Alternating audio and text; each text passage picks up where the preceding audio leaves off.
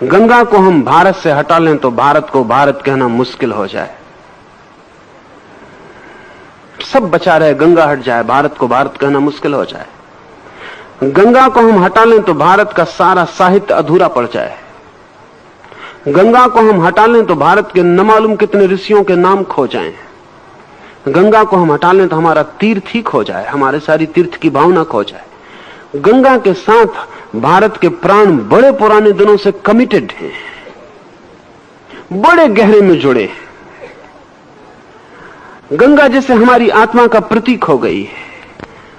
मुल्क की भी अगर कोई आत्मा होती और उसके प्रतीक होते हो तो गंगा ही हमारा प्रतीक है। पर क्या कारण होगा गंगा के इस गहरी प्रतीक बन जाने का कि हजारों हजारों वर्ष पहले कृष्ण भी कहते हैं कि नदियों में मैं गंगा हूं। गंगा कोई नदियों में विशेष उस अर्थ में नहीं है। गंगा से बड़ी नदियां हैं,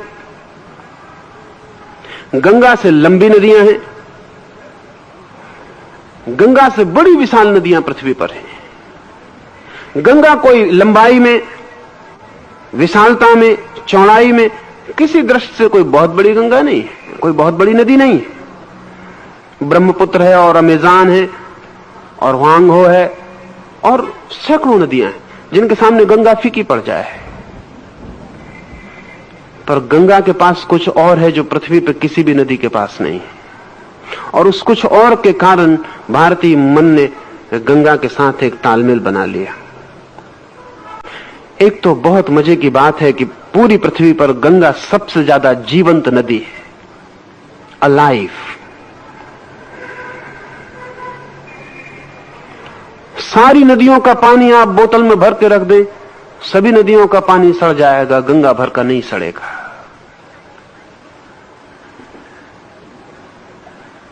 केमिकली गंगा बहुत विशिष्ट है। उसका पानी डिटेरिएट नहीं होता, सड़ता नहीं है, वर्षों रखा रहे। बंद बोतल में भी वो अपनी पवित्रता और अपनी स्वच्छता कायम रखता है।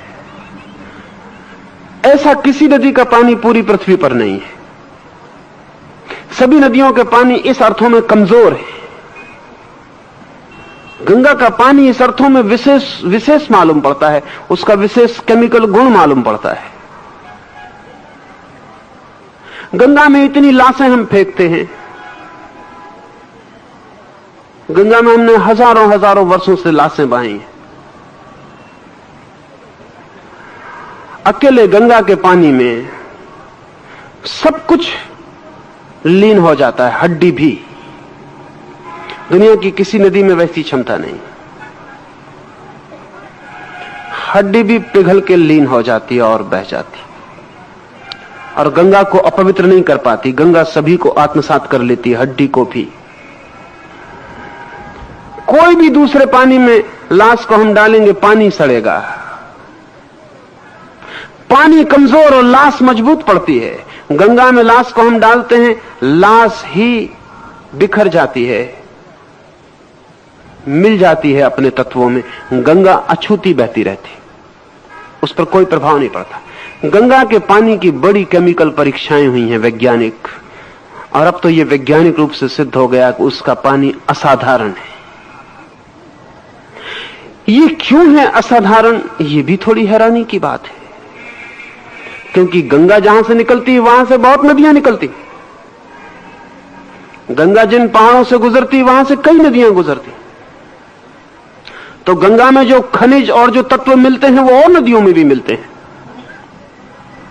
फिर गंगा में कोई गंगा का ही पानी तो नहीं होता, गंगोत्री से तो बहुत छोटी सी धारा निकलती, फिर और तो सब दूसरी नदियों का पानी ही गंगा में आता है। विराट धारा तो दूसरे नदियों की पानी की ही होती है।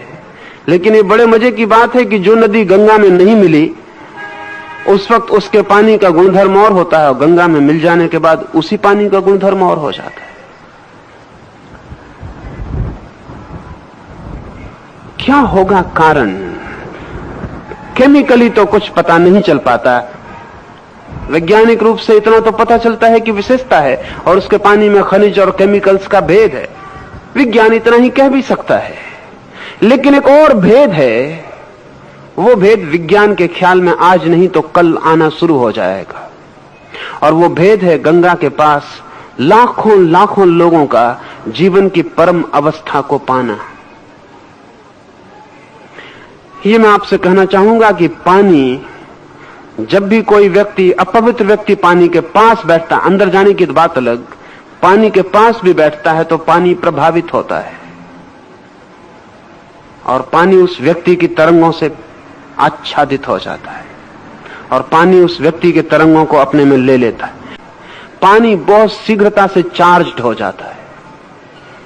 पानी बहुत शीघ्रता से व्यक्तित्व से अनुप्राणित हो जाता है। पानी पर छाप बन जाती है। लाखों लाखों वर्ष से भारत के मनीषी गंगा के किनारे बैठकर प्रभु को पाने की चेष्टा करते रहे हैं और जब भी कोई एक व्यक्ति ने गंगा के किनारे प्रभु को पाया है तो गंगा उस उपलब्धि से वंचित नहीं रही। गंगा भी आच्छादित हो गई है। गंगा का किनारा, गंगा की रेत के कण-कण, गंगा का पानी, सब इन लाखों वर्षों में एक विशेष रूप से स्पिरिचुअली चार्ज्ड, आध्यात्मिक रूप से तरंगायित हो गया है। इसलिए हमने गंगा के किनारे तीर्थ बनाए हैं। इसलिए लोग गंगा की यात्रा करते रहे। इसलिए लोग सोचते थे कि गंगा में जाके पाप धुल जाएंगे। वो पाप गंगा की वजह से नहीं धुल सकते, लेकिन गंगा के पास जो मिल्यू है, गंगा के पास जो वातावरण है, वो जो लाखों लाखों वर्षों की छाया है, उस छाया में जरूर आप अगर अपने हृदय के द्वार खोलें तो आप दूसरे आदमी होकर वापस लौट सकते।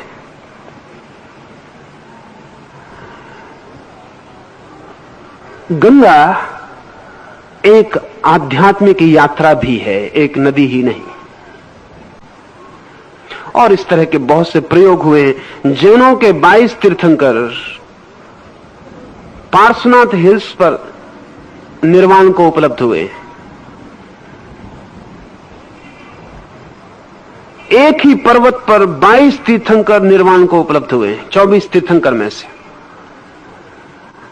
यह आकस्मिक नहीं मालूम होता है, क्योंकि 22 तीर्थंकर 24 में हजारों साल का फासला है। इन हजारों साल में ये 22 व्यक्ति अपने मरने के क्षण में एक छोटी सी पहाड़ी पर पहुंच गए। ये पूर्व नियोजित है, आयोजित है। उस पूरे पहाड़ को चार्ज करने की चेष्टा जैन तीर्थंकरों ने की। वो पूरा पहाड़, जब एक तीर्थंकर अपने शरीर को छोड़ता है तो ये घटना उस घटना से बड़ी है जब एक अणु का विस्फोट होता है, लेकिन वो हमें पता चल गई है। अभी दूसरी घटना हमें पता नहीं चली। वैज्ञानिक अब कहते हैं कि एक अणु के विस्फोट से इतनी ऊर्जा पैदा होती है कि सारी पृथ्वी आग से भर जाए। हिरोशिमा में जो अणु का विस्फोट हुआ उसमें 1,20,000 आदमी 5 सेकंड में राख हो गए। अणु आंख से दिखाई नहीं पड़ता, इतनी छोटी चीज है।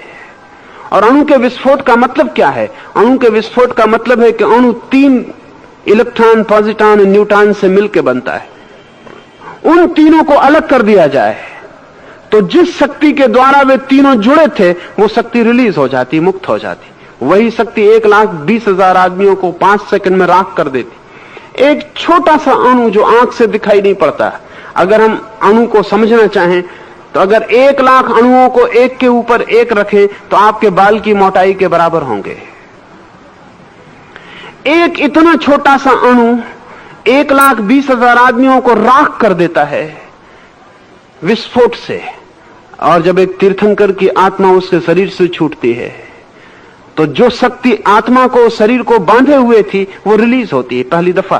करोड़ों करोड़ों वर्ष में यह आदमी शरीर से बंधा रहा है। अब इसकी आत्मा सदा के लिए शरीर को छोड़ रही है। शरीर और इसको बांधने वाली जो शक्ति थी वो छूटेगी। वही शक्ति इस पहाड़ पर बिखर जाएगी। 22 तीर्थंकर जाकर उस पहाड़ को इलेक्ट्रिफाइड कर दिए। वो पहाड़ मैग्नेटिक हो गया। फिर इसके बाद लाखों वर्षों तक लोग उस पहाड़ की तीर्थयात्रा करते रहे इस आशा में कि वो मैग्नेटिज्म, वो चुंबक उनके प्राणों को भी छू ले और स्पर्श कर ले। जैसा जैनों ने प्रयोग किया है पार्श्वनाथ हिल्स पर, ठीक वैसा ही प्रयोग हिंदुओं ने गंगा के किनारे किया है। सच में जिसका हृदय रूपांतरित हुआ हो और परमात्मा के लिए समर्पित हो गया हो, वो सारा वातावरण उससे प्रभावित हो जाता है। कण कण उनके प्रभाव को पी लेता है, आत्मसात कर लेता है। कृष्ण कहते हैं मैं नदियों में गंगा हूं। गंगा साधारण नदी नहीं है, एक आध्यात्मिक यात्रा है और एक आध्यात्मिक प्रयोग। लाखों वर्षों तक लाखों लोगों का उसके निकट मुक्ति को पाना, परमात्मा के दर्शन को उपलब्ध होना, आत्म साक्षात्कार को पाना, लाखों लोगों का उसके किनारे आकर अंतिम घटना को उपलब्ध होना, वे सारे लोग अपनी जीवन ऊर्जा को गंगा के पानी पर उसके किनारों पर छोड़ गए। इसलिए कृष्ण कहते हैं कि मैं नदियों में गंगा हूं। और हे अर्जुन, सृष्टियों का आदि, अंत और मध्य मैं ही हूं।